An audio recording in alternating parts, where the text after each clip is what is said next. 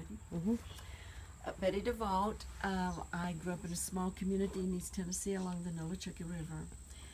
I became interested as a young wife and cooking. I'd never cooked at home. My mother didn't like to have a mess in the kitchen, and so I never cooked.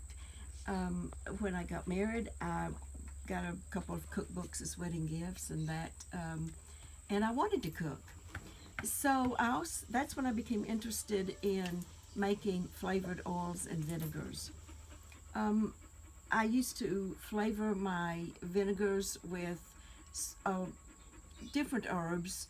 I always used a clear vinegar. Sometimes I would use apple cider vinegar.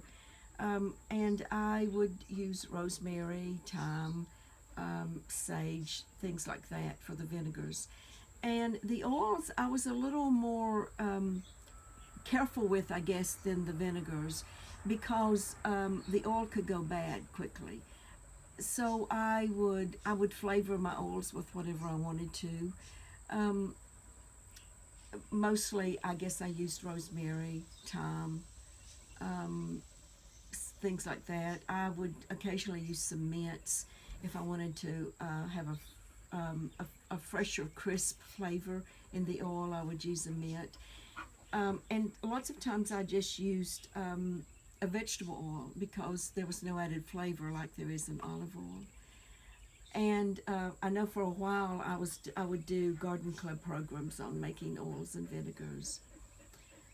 Um, I guess that's all I have to say about that. Except the oils, I never made more than I was going to use in 3 or 4 weeks.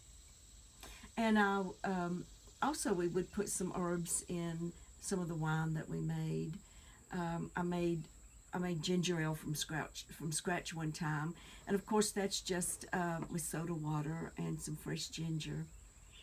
Um, I used to make Kahlua, my homemade Kahlua with coffee and vanilla bean and vodka, of course. But that's about all I did with vinegars and oils.